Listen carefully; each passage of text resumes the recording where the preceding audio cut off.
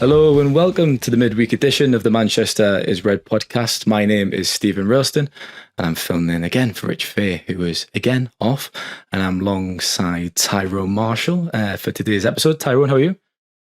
I'm very good. Thank you, Stephen. Very good. Looking forward to hearing about your trip to Krakow at the weekend. Having been there several times myself, including on a 4-day stag do once, I know what it can. I know what it can do to you. So I can understand why your voice is a bit croaky. I'm also gutted Rich is off, to be honest. I presume he's surrounded by buckets of his own tears at the moment after Wrexham's pathetic collapse at Blackburn Rovers last night. I was absolutely delighted to see that. The undoubted highlight of the FA Cup fourth round weekend for me. But just for the sake of balance, Ty, what was the Shrewsbury Wrexham score the other week? Can you not remember that conveniently? No, I can't remember. Yeah, okay, fair enough. Krakow was really good, but you can tell by my voice is a bit hoarse. We did actually get approached by someone in the bar and he said, "Are you lads on a stag do?" I was a bit insulted because I don't think we're quite at that age yet. So I went, no, we're just having a cultured weekend. We did the touristy bits. We obviously had a few beers as well. It's all part of the fun. It's quite cheap across there, isn't it? As you'll know yourself. So plenty of alcohol was had. I'm just recovering, Ty, even though it's a Tuesday afternoon as we record this podcast. Anyways, today's episode, we're going to get into a few transfer bits as usual. You're going to provide a bit of colour, apparently, to the Newport County trip at the weekend.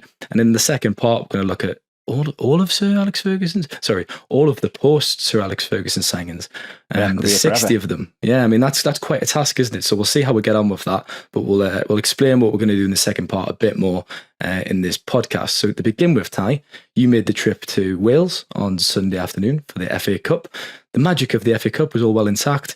It looked like it was going to be a really straightforward task for United, but it was actually quite an entertaining game in the end, wasn't it? What was the experience like? You got any anecdotes or stories from the trip? Yeah, it was something. I was going to say something different, but I went with City in 2019, so it wasn't that different, to be honest. It hadn't changed an awful lot, apart from I think they put a temporary stand behind one of the goals as well. I mean, it was good. It wasn't as good as Krakow, I think it's fair to say, but it was something different. It was pretty relaxed. You walk in and we could just walk around the whole stadium, basically walked around the perimeter of the pitch, but we had been pre-warned about the press facilities, and obviously I knew with going with City that we didn't get a press seat in the actual press box 4 years ago, so there was a little chance of getting one with United, given I guess United always kind of attracts a few more people. So there was the extra press seats were basically just seats within the stand. I mean, I was like maybe 20 seats away from the actual press box with laptop on knee, so it was one of those where you daren't open your laptop until a few minutes before kickoff, really. And then obviously you're surrounded by fans who are jumping up every couple of minutes when you've got your laptop on your knees. So it's authentic, I guess, would be the best way to describe it. Did your battery last that long then, Ty? So because the batteries on our laptops, when you have the brightness quite high, they are quite poor. And whenever you're at a game, you do need a bit of charge. You do, yeah. So I'd made sure it was fully charged, as I think everyone had. And it did last. It was getting pretty dicey towards the end, and when the game was stopped briefly for a medical emergency, which was of course the priority, and without wishing to make light of it, it was one of those where the game stopped for a medical emergency, and I was thinking, this is, I think a lot of people were thinking this isn't great news for batteries here which are running out, but thankfully it was sorted fairly quickly and the game could continue. But that was a slightly dicey moment for our laptops. So yeah, it just about lasted. The Wi-Fi fell apart, unsurprisingly. They're probably used to Radio Wales, commentating from there, and a couple of locals, I guess. So the Wi-Fi didn't survive. So we had some help with production in the office, which probably saved a bit of battery life as well, saving us having to drag pictures in and all that kind of stuff that from games. The tedious part that means you end up inevitably missing a goal or a red card or some kind of vital moment where you're trying to find a picture of Rasmus Højlund or something like that. So yeah, we had some help in that regard. And then, I mean, post-match, I attempted to do the mix zone, of which there wasn't one really. But I was just about to say, was there actually access? And I presume, obviously, press conference-wise with Ten Hag, I've been out the loop. I've not saw any thoughts. Yeah, there was a press conference. It was in the same room as the City one, actually. Basically the opposite side of the ground in one of the suites, the education suite there. So Ten Hag went and did that, and Samuel went and did that, and I just saw the transcript afterwards, which made for entertaining reading, given the depth of the grilling he got on Marcus Rashford. So that was something's gone on with Marcus Rashford, has there? Not so anything. Yeah, I don't know if you've heard while you've been away. He's been, I was going to say, he's been doing similar things to you, I think, last week. Yeah, I think so. Just maybe not quite as much booze, to be fair. Yeah, he's had a similar approach. So yeah, I attempted to do the mix zone, of which there wasn't one, but one of United's press officers said you're welcome to hang around by the TV crews and try and get anyone. But MUTV managed to find 3 players through MUTV, but none of them would speak to the written press, which is another damning indictment against United this season. I mention it all the time on air, and I'm sure plenty of fans thinking cry me a river to us journalists who get in for free and have a great experience. But the inability of players to speak to us this season is just a constant issue, and I think it's borderline pathetic, to be honest. They've won twice and drawn once this season, and not a single player has stopped. United have failed to put a single player up. I can't recall, after a defeat this season, a single player stopping in the mix zone or being put up in the mix zone to talk about it. Other Premier League teams lose games and their players stop and speak. I was speaking to someone who covers Southampton. They lost 9-0 twice within a year, and on both occasions, a player stopped and spoke about it. United lose a game, and it seems it's beyond this set of players to actually front up. You owe it to the fans, Shirley, to come out and speak, and you can convey your message through the written press. Yeah, we are a conduit to the fans in a large way, really, especially a paper like the Manchester Evening News, who often will speak to a player and maybe do 2 stories from it. And also, it's PR team shouldn't need this explaining to them, but it's a chance to control the narrative if a player speaks. By not letting a player speak or by failing to put a player up, you're not meaning there's no follow-up stories on Monday. You're meaning people have to find follow-up stories on Monday or do their opinions on Monday or do what does this mean for Ten Hag's future? What's the thoughts in the dressing room for Monday? By putting a player up, you're at least putting a positive spin on it or a view on the dressing room on it. And there's just been none of that this season. I mean, I'm pretty sure I could count on 2 hands the number of times a player has stopped in the mix zone this season. And United took huge strides in that last season, but it has been awful. Can I guess who those players were? Was it Dallo and Fernandez by any chance? Yeah, Dallo and Fernandez, I think, have both done it. Hoyland did it with his brother. Yeah, he did, you're right. And I mean, probably Manu spoke to MUTV after Newport, didn't he? I saw that little clip on social media. Yeah. And whenever he talks, he talks really well. He's an articulate lad. He's actually quite a confident lad. He's still only 18, of course, and United tend to protect the younger players from the media, from the written press anyways. But it would be fantastic to have Manu up. He's just scored his first goal for the club at a wonderful moment. Absolutely. Yeah, it would have been great to. And there was 2 of us there. It's not like I can understand you want to protect him, ease him into it, but there was 2 of us there. It seems like an ideal opportunity in a fairly low-key setting to put him up, but apparently not. Fernandez and Bayinda did MUTV as well, but they couldn't. Neither spoke to us, neither would speak to us. So, it's I don't understand it, and I have asked United why it's going on, because, like you say, you can understand it if they lose to a degree. I wouldn't expect a player to stop after every defeat. I think it's human nature. You don't want to talk about it, but I think it should happen after some. But when they've won 2 FA Cup games this month and had a draw against Tottenham, which wasn't a disastrous result, the fact that no one's speaking after those, just it makes you think, what's going on here? Why are players either being stopped from speaking to us or not wanting to speak to us? And I don't know what the reasons are. I don't know whether they think they've been unfairly criticised at any point, but the reality is this is a team losing half of their games by the end of January, so some criticism is kind of understandable. So yeah, that was a frustrating end to the trip. I think it is not a good look for Manchester United to have 3 players doing their in-house TV channel but failing to provide any of them to the written media, especially when the 2 people who were there looking to get quotes were 2 people who had travelled from Manchester for the game. That's a 13-hour day for us, basically, to go and cover United at Newport. And you've just had a positive win. Everything's positive. The background to the club within Ineos is positive at the moment. Yeah, you can't get a player to speak about how positive things are. Yeah, you can get 3 to do MUTV. It's not a good look. There's no other way of explaining it beyond that. Very well said, and that's it. Let's hope it changes from now until the end of the season, but I probably won't hold my breath, unfortunately, Ty. I think it's fair to say with that. A few transfer bits then. Palestri's loan looks to be back on to Granada ahead of the January transfer deadline day. His kind of future has been related to Amari Forson's, I guess, because he's out of contract at the end of the season. The club were confident of tying him down to a new deal. Talks have kind of hit a cross point. They've stalled a little bit. And he obviously came on against Newport, didn't he? And I think that's almost felt like Ten Hag trying to say, look, we can give you opportunities, sign a new deal. Because we saw him come on against Wigan as well. He was obviously given his debut. And that kind of feels like the manager saying, right, stay and there will be chances, doesn't it? Yeah, it does. And, he's clearly not a million miles away, is he? He came on ahead of Palestri and Ahmad at the weekend, which, Well, there was a lot of surprise at that. But when you look at it for why he's actually done it and the reasons I've just presented before, I think you've got to take it at face value. I wouldn't say he's actually ahead of those players, but it's because of the situation and the context. Yeah, and there's context around those players because, like you say, Palestri looks like he is going to go on loan again now. I mean, I don't think he's got a future at Manchester United. He's had some bright moments coming off the bench, but he's 22 years old. If he's not good enough now, he's just never going to be good enough, is he? And he's not good enough now. So I think it's got to be a loan with a view to selling him in the summer. Ahmad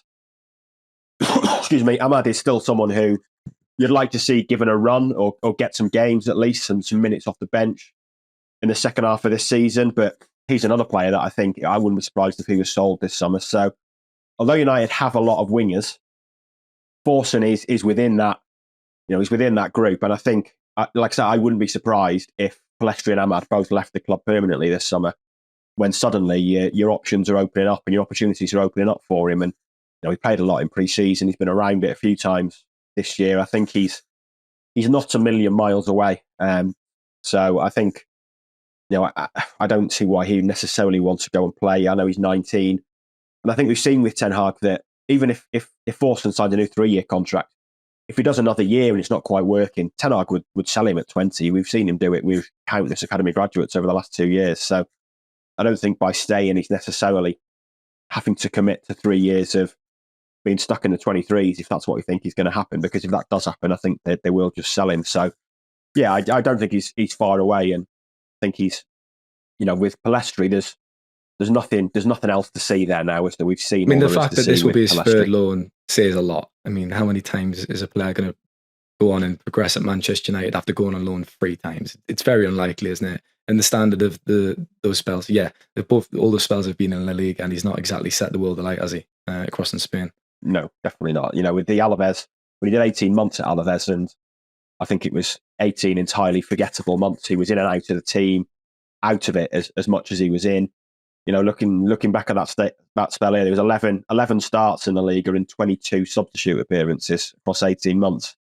And that's with Alaves. I think that shows you where he is. And I know he's in the Uruguay team and has been in their squad and did all right at the World Cup, but I just don't see him ever making the grade at Manchester United, to be quite honest. So, I think that's one player immediately that Forson is going to jump ahead of in the second half of this season and probably come summer. Lestri's very familiar, should I say, with the bench, and Martial's very familiar with the injury table. He's probably spent more time on the treatment table than the pitch over the last few years. His time at the club's coming to an end. He's obviously out of contract.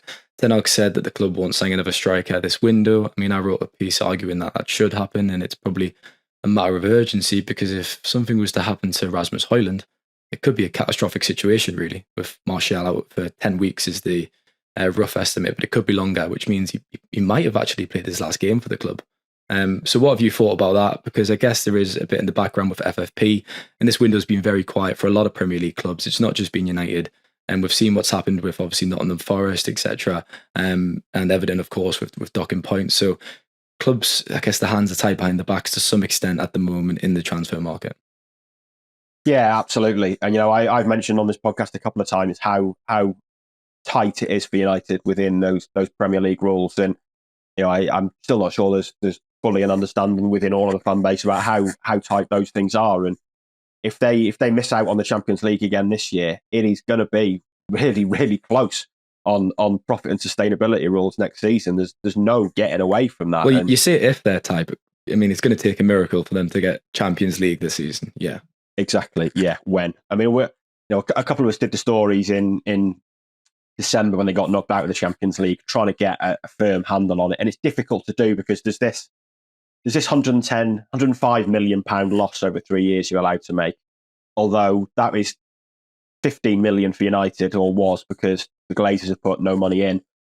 It was suggested that it wasn't as simple as Jim Ratcliffe then putting 90 million in, although he has obviously put that $300 million in, so whether that counts, not really clear. But well, it was for stadium improvements and not particularly the first team, wasn't it? Yeah, the way that was sold. Yeah, and it's, there's been none of that money spent yet on stadium infrastructure, obviously. So, I don't think it's necessarily as easy as that happening.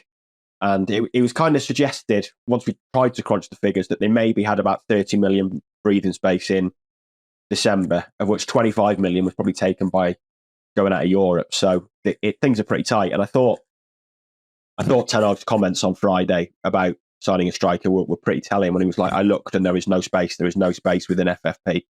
That is, considering last year he managed to sign Weghorst on loan and Butland on loan and Sabitzer on loan. I mean, they were absolute pound shop loan deals, weren't they? But they found enough space for that. Now they're basically saying, we can't even do that. We can't even bring Wout Weghorst back on loan. There is basically not a penny available here to do anything. And I think that's pretty telling of how tight things really are. And we've seen these. It feels like they needed one though, doesn't it? I mean, if Highland got injured, as I said, Josh Hugo's on loan at Burton. Charlie McNeil's just came back after a disappointing spell with Stevenage. He didn't get a game there. And he's going to play with the under-21s for the remainder of the season. So they've actually got no cover attacking-wise. Marcus Rashford could play there, but he prefers the left, and he's out of sorts anyways. I mean, you could be playing Anthony as a number 9, false number 9, perhaps, if Highland got or Ahmad. I think Ahmad. Yeah, it's a good shout. Yeah. I think he did it quite a bit at Sunderland. But I mean, the reality is they've got 17 league games left, and maybe 4 in the FA Cup potentially, so like 21 games maximum left.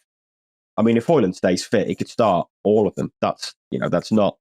They've shrunk their schedule very impressively this season. So, there's not an issue there where you need loads of rotation. And I don't think it was intentional, but they can have. No, I don't think it was intentional, but it's kind of worked for them. And you mentioned they do kind of need someone, but what has Martial contributed in the first half of the season that they're going to miss in the second half of the season? I mean, nothing basically.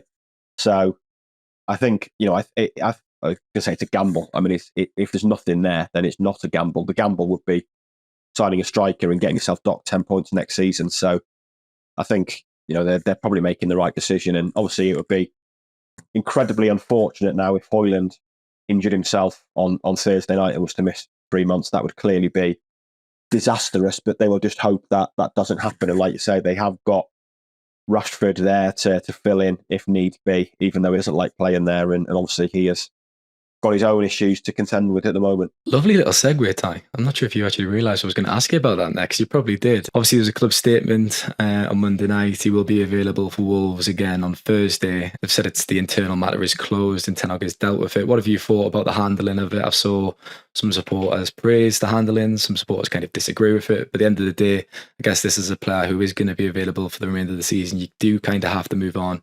You do have to handle it. You can't really rumble on, can it? And I think when something happens at Manchester United, it's always a huge story. You look across the city at Kyle Walker, Tyrone, and what's been happening with him and his family and the story and the son. For some reason, I think Rashford's actually getting more coverage. And I know it's a different story, but that's just really interesting how the two different clubs are covered in the media. Yeah, it is. But I think, a lot of the Walker stuff is kind of personal issues, isn't it? I mean, when Walker had his own night out issue, we say, last year when he was pictured showing more than he should in a bar, that got a lot of coverage. That was a constant question to City and to Guardiola. So that did get coverage. That wasn't like he was, obviously what he did there was wrong, but it wasn't like he did it the night before a game and then phoned in sick and missed training. I mean, what Rashford's done is dreadful, really. I mean, for me or you, if you'd gone out in Krakow and missed your flight home and phoned in sick,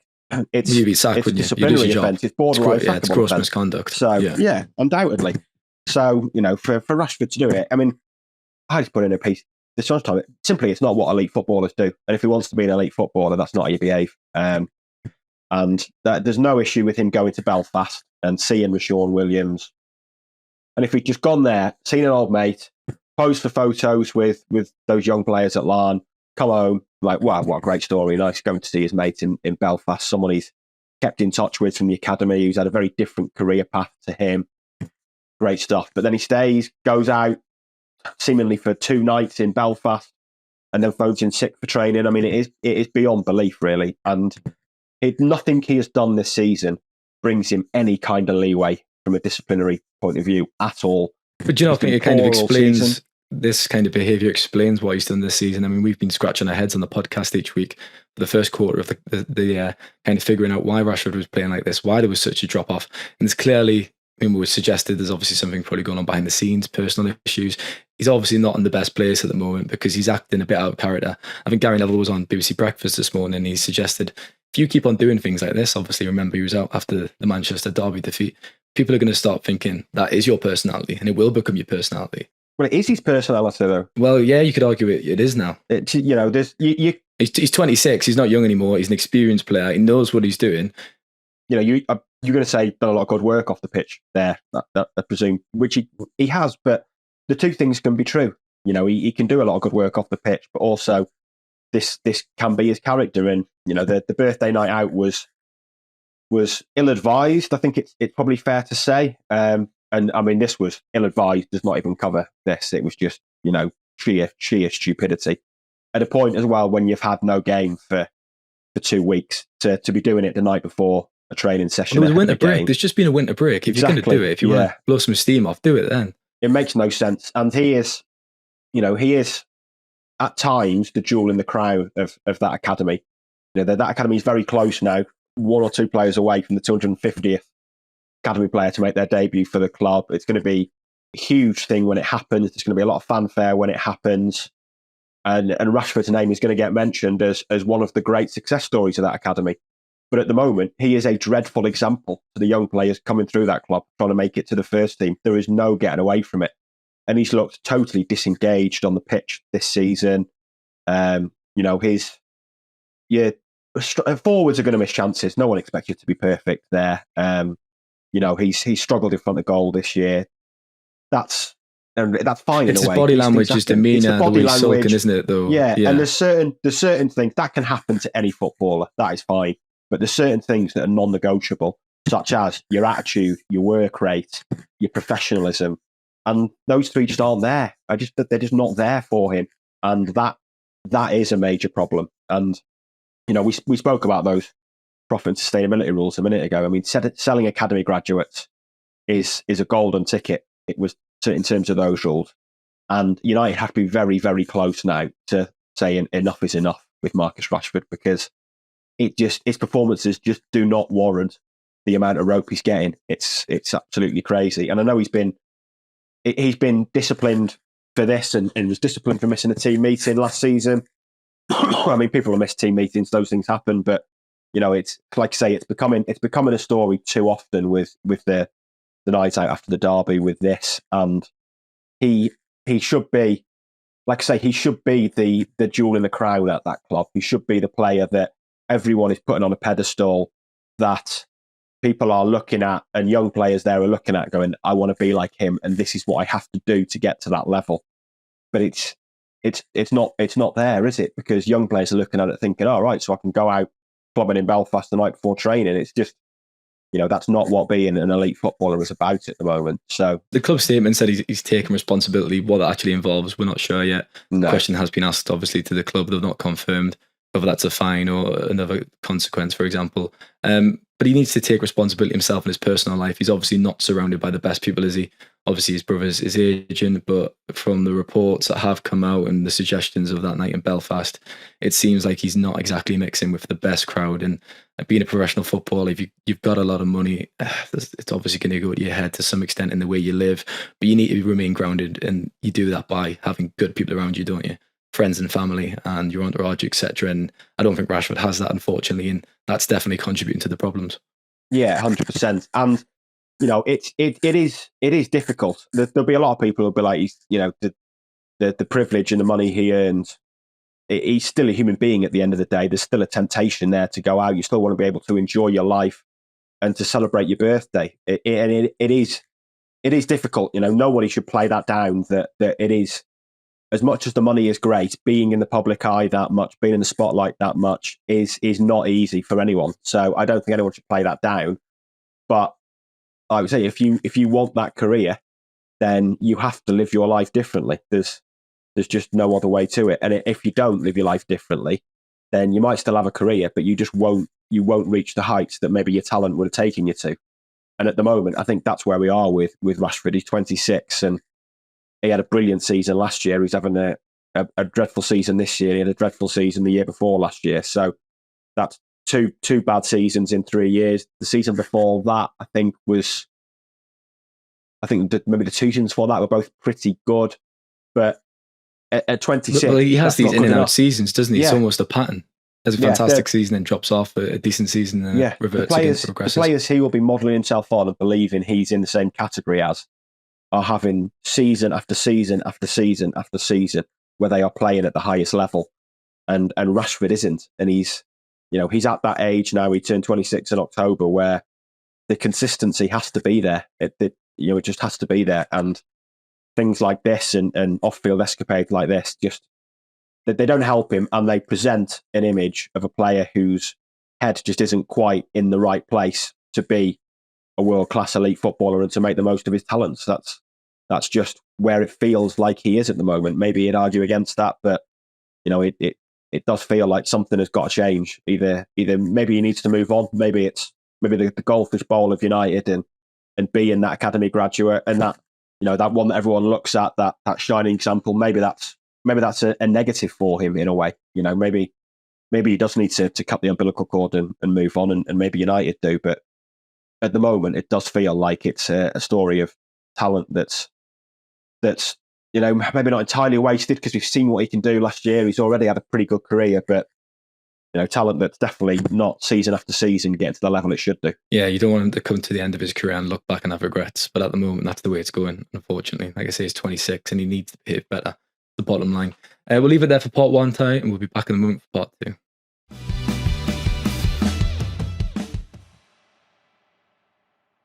No one covers Manchester United quite like the Manchester Evening News, and we have launched our brand new MUFC Pro app.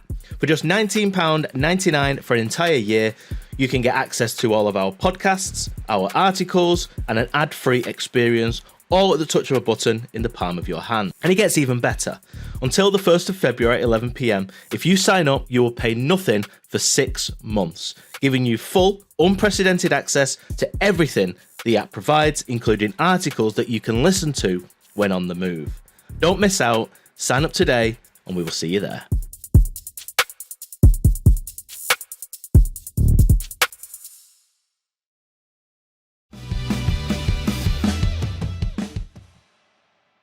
As we mentioned in the intro to this podcast, we're going to rank all of the signings, 60 signings of the post-Sir Alex Ferguson era.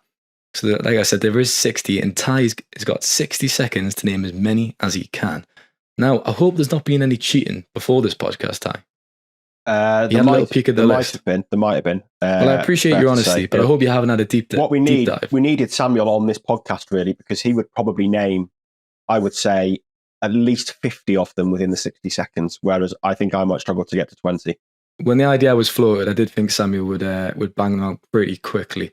I think if you go through it chronologically, it's probably easier, isn't it? If you go through each season, you could probably get the last 5 or 6, and then after that, it probably gets a bit difficult after that. But our producer's going to start the stopwatch, Ty, and I'll let you go at it. Well, let's go with this season. Højlund, Mount, or Ten Hag signings. Højlund, Mount, Martinez, Casemiro, Varane, Dallo, Wan-Bissaka. They're naming the current team now because it's the easiest way to do it. Luke Shaw, Fernandes, Ericsson, Malacia, Bayinda, Tom Heaton, Garnacho, I presume would be one. Presuming we're counting Garnacho. Anthony, Palestri, Ahmad. Let's get a few older ones now, shall we? Mata, Schweinsteiger, Schneiderlin, Ibrahimovic, Falcao, Di Maria, Depay, Sanchez, Sancho. On 26. 26. Oh.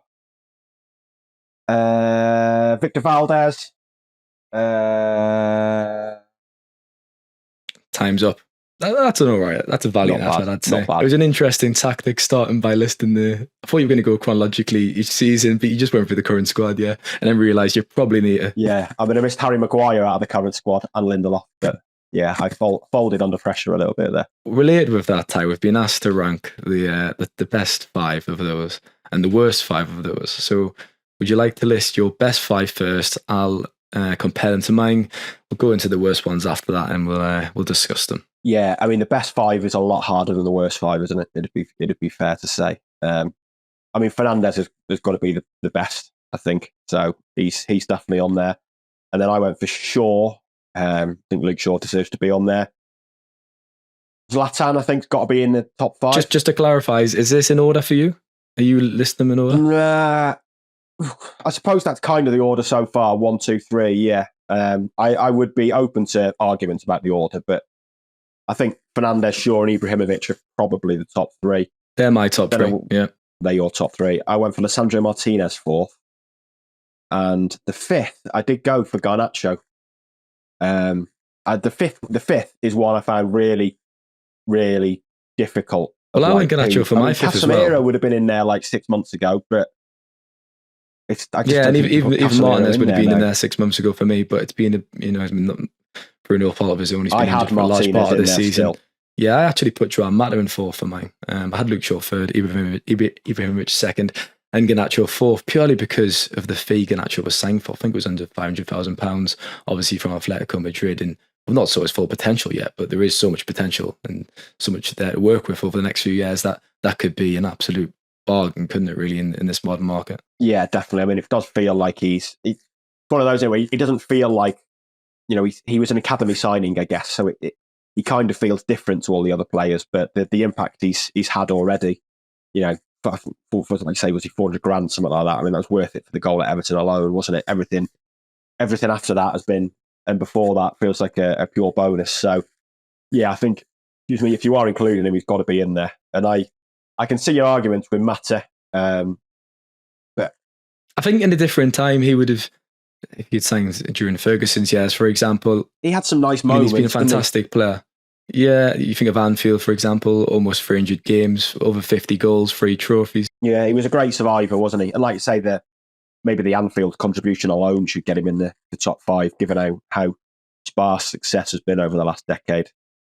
But yeah, I had Martinez in there, and it is still fairly early to judge, I guess, but it does feel like he's going to be an important player, and I think we've seen already how badly United have missed him, and even coming back the last couple of games, and the half an hour against Tottenham, they improved so much defensively, I thought, when he came on. So yeah, I put him in there, but I do think that the best 5 is probably it's easier to get in the best 5 than the worst 5, isn't it? You could probably do worst 25, to be honest. Well, we'll come on to that in a moment, but it's interesting that we agree on, obviously, 4 of the 5.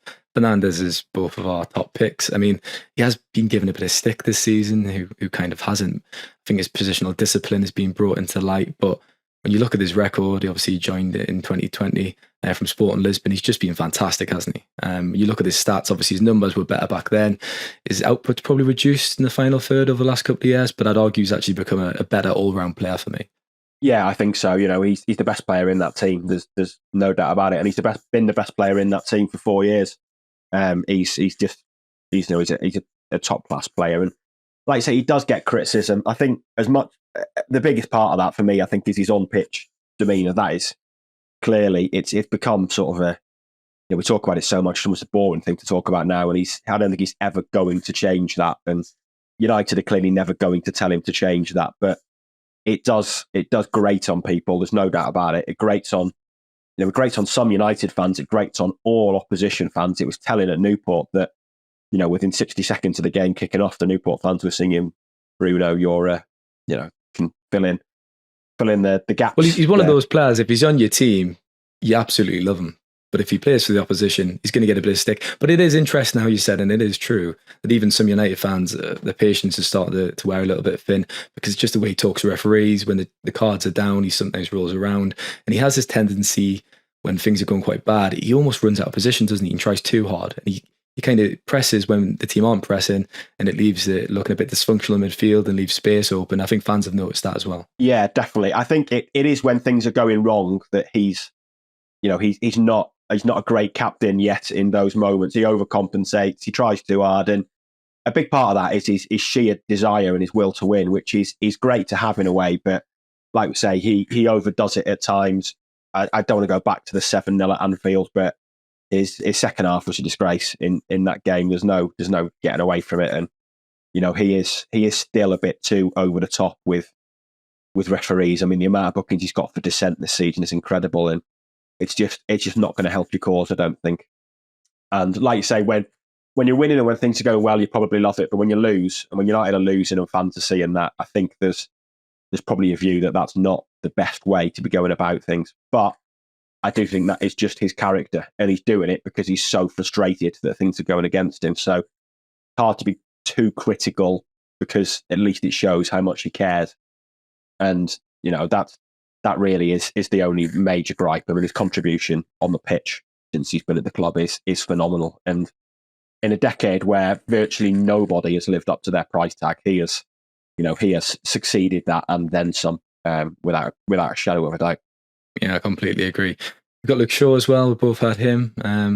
Signed in 2014, double leg break the year after. Obviously a fallout with Mourinho. He said a lot of interesting things about him. Didn't get along with Luke Shaw very much, I don't think, Mourinho. And he's had a renaissance since then. I think his character's been unbelievable. He's shown great resilience to come back from that injury, to battle through that with Mourinho, and then to become the season before the Euros. It sounds like an exaggeration, but for me, he was the best left back in the world at that point. And when I've said that a few times, people kind of raise their eyebrows. But when you look at the competition in that position, that season, he generally was. Yeah, are you saying Dan Burns ahead of him now, Stephen? Is that why he's not the best left back in the world? Don't anymore? mention his name around me. He's been a great signing, and the great thing about Shaw is that he has had some difficulties. We spoke about Fernandes there. It's been plain sailing, really, for Fernandes. He was brilliant from the moment he came in, and has remained either very good or brilliant since. Shaw has had some really difficult times. You mentioned under Mourinho.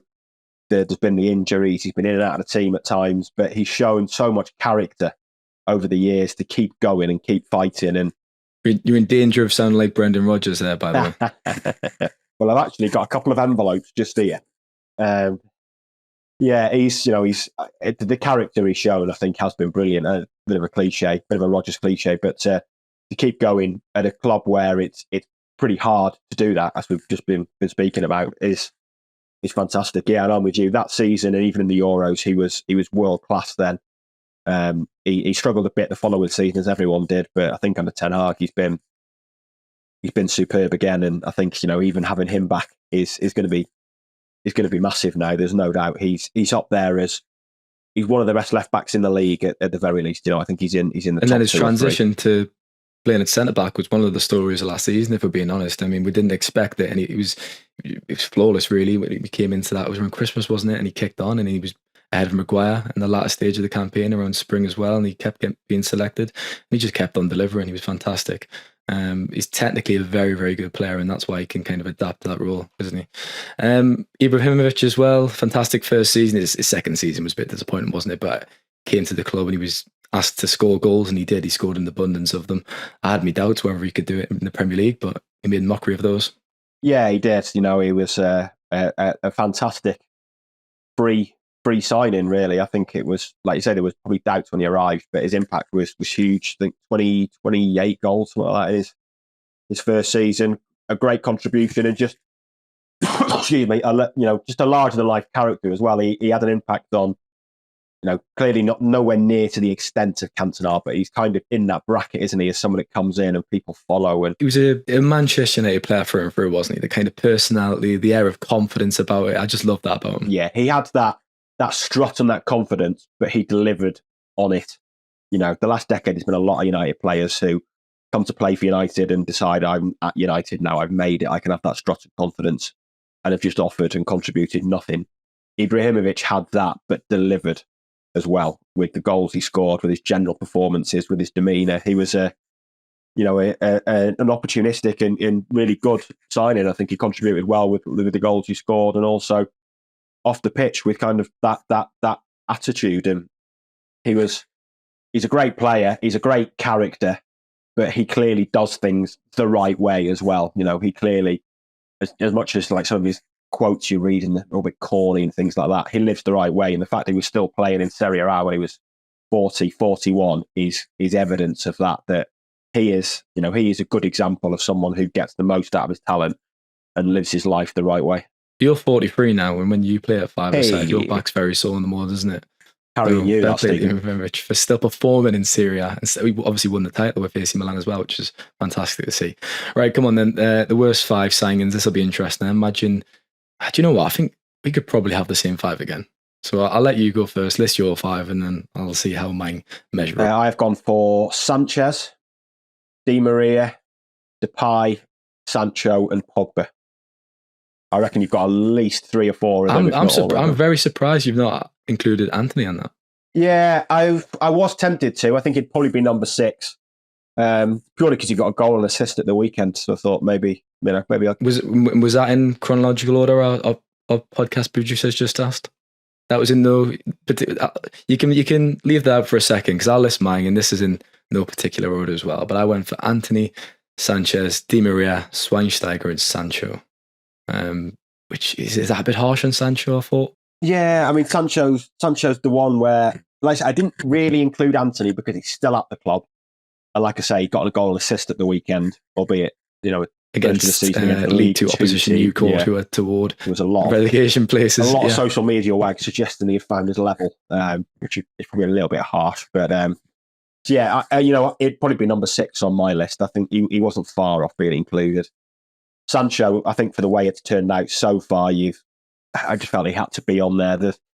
Like I say, there's still a slim chance that he comes back and things turn around, but for the fee they paid and the excitement that signing generated, I think it has to be in the bottom 5 just for contribution on the pitch, and the fact that they spent £73 million to sign to solve their right wing problems, and then he said, "I want to play on the left," and that's not fair to pin that on Sancho. I mean, United should really know what position a £73 million player wants to play. When you look at his goal-to-minute ratio, it was actually better on the left than it was on the right. It didn't take a genius to work that out. Exactly. So, I think I'd have him as number 4, maybe.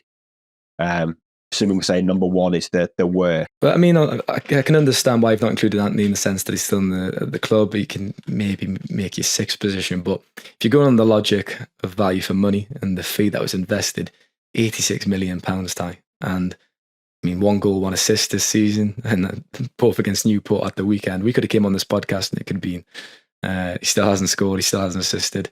I mean, it was a tap-in, wasn't it? Really hit off the post, ricocheted out.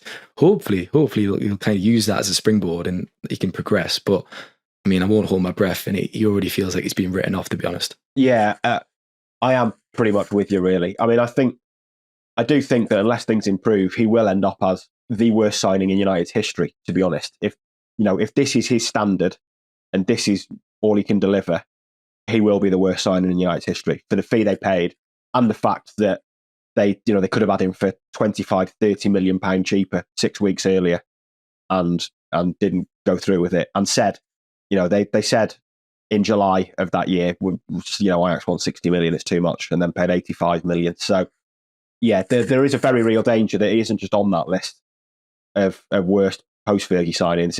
We're in worst ever category with Anthony, but the reason I didn't put him in there is because there might be more to come, and you never know. I don't hold out much hope, but I think he's got more of a chance than Sancho of prolonging his United career. I don't think Sancho will be at the club next season. I think Anthony probably will. So that gives him a chance for something to finally click, to finally start delivering some performances. So, he's trending towards that list. There's no doubt about it for me. But it's just the fact that he might still have another 50, 60 games to prove himself. If those games deliver 2 goals and 3 assists, then we will definitely have our answer. I think it's fair to say. seems like the wing is just a problem position for United when you actually look at the players they've signed, doesn't it? I mean, it's not just been over the last few years, been like I say over the last 13 or 10.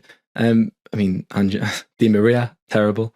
Alexis Sanchez, I mean, probably best remembered for playing that piano, wasn't he, on the unveiling video, than his actual performances on the pitch. And then Sancho, Anthony, of course, we've mentioned them.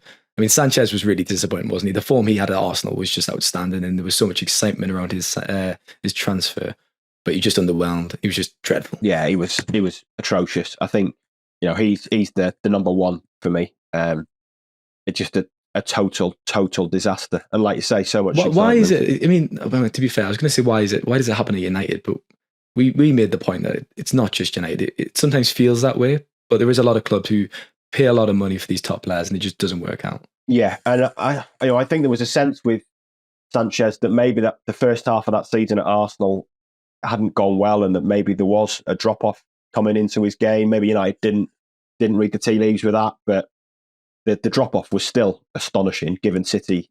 City had not long before been pushing for his signing. But it is just hard to know, because a lot of these are good players. Di Maria's on that list. Di Maria's had a really good career, apart from at United. Really, you'd have to say he's not. Well, I was going to say he's probably not world class. He's had a fantastic career. He's had a great career. Yeah, there's no doubt about it. He's had a great career, but it was disastrous at United.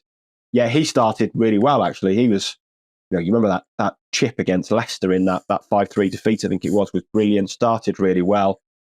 Obviously, he really struggled to settle in Manchester, having his house. I was just about to say, I think that the personal problems definitely come into it with Di Maria, and his wife hated living in Manchester. There's some famous quotes about what she said, and some really not some nice things about the city. Yeah, exactly. And he really struggled to settle. And I think, he was one of the had his house broken into, which is clearly a major problem for a lot of footballers that live in that sort of footballer belt in Cheshire. So, and that did unsettle him, but it never really happened. And he was, he's been absolutely hammered since in the time he's come back to Old Trafford. I remember Ashley Young wiping him out in the first leg of the PSG round of 16 tie a few years ago, and the cheers that got. I mean, Di Maria has been slaughtered on the occasions he's played United since, but like we say, everywhere else he's been, his career has been pretty good, really. I mean, he was still playing for Argentina last year in their World Cup winning team, so there's clearly a decent player there. And a lot of this as well is like the curse of the number 7 in a way. I mean, I've got Depay on there as well. I can't remember if you had Depay on there or not, but he's another who came with high expectations and was just absolutely dreadful, really. It probably came to United too soon. Has since gone on to do, not as good a career as Di Maria, but he's been all right. He's had spells where he's been really good. He was great for Lyon for a very long time, but probably came to United too soon and was just so far short of what you want from a United player, and especially a United number 7. Give a mention to Schweinsteiger as well. I mean, he gets quite a few mentions on this podcast, actually, because of when Casemiro first arrived. Who was his debut against Casemiro? Real Sociedad. I'm only there you go. Yeah. Because I remember, you and Samuel have told the story countless times. The chatter in the press box was, oh, here we go. Schweinsteiger. Another Schweinsteiger guy. He was off the pace. He looked sluggish. Did not look the same player. He obviously went on to have a fantastic season, but those signs of decline have definitely creeped in this time around. And we've made the joke that it's probably going to be a phone call from Saudi Arabia if he doesn't improve. But Schweinsteiger was a classic case of that, wasn't he? He came across with a big reputation and didn't deliver, unfortunately. Yeah, definitely. And he didn't make my top 5, but it'd be top 8 probably. Surely they did my top 5. I don't think it cost them that much money, but there was no sense there of. That was one where United were slapping themselves on the back for signing a midfielder for Bayern Munich, and what a great piece of business they've done. No one ever in that club at that time said, why are Bayern Munich selling one of their all-time greats to us for not a lot of money? Like, why is this happening? Instead, they're like, what deal we have got here? We have absolutely got one over on Bayern. When in reality, Bayern are like, wait till he trains, lads, he's finished. So yeah, that was typical of United at that time, really. Like I say, he didn't quite make my top 5 list, but he's definitely up there.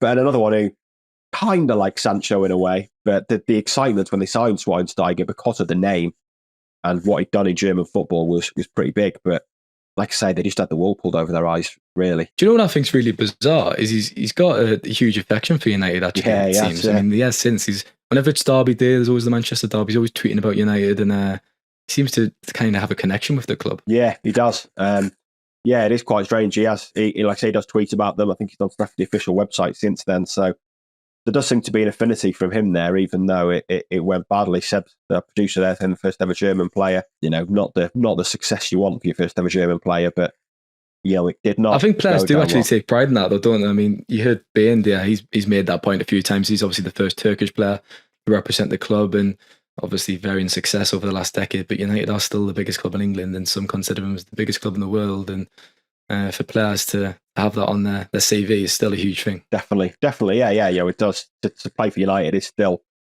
like I say, a big thing. Even for someone like Bastian Schweinsteiger, who had the career he had at Bayern Munich, to have got to United played for them is probably a big thing, even though it didn't go the way he wanted. I mean, the midfielder I had on my list, did you have Pogba in? I can't remember if you had Pogba on your list. Didn't have Pogba in. We kind of explained on that. I think we did last week, didn't we? A week and a half ago, we discussed him a little bit. Of the 5 on my list, he is undoubtedly the best player on that list and did the most for United. He did far more than Sanchez, Di Maria, Sancho and Depay at the club. It's just the fact of, letting him go for free twice and signing him for £89 million. I mean, and he could have done so much more, which is so much untapped potential. Just never happened for him. And to lose him on a free twice is just, feels disastrous. And in a way, it feels like it sums the last 10 years of recruitment up. What are you doing in 10 years' time, Ty? Should we do this podcast again and rank Ineos' signings? Yeah. In purgatory with me for the rest of your life. Maybe Newcastle will be winning the Champions League by then. We've waffled on for 52 minutes. I'm not sure we've managed that because we didn't have much to talk about today. But thank you, Ty. I've enjoyed your company as always. That's quite right, Stephen. I hope your hangover is beginning to clear. Well, I've just had 5 painkillers and a Barocca before coming on, so hopefully we'll start to disappear in a few hours. I wonder if Rashford felt like that on Friday morning when he phoned in ill for training. Thanks to listeners as usual. Check out the podcast on all the social channels, etc. on YouTube, and have a great week. Take care.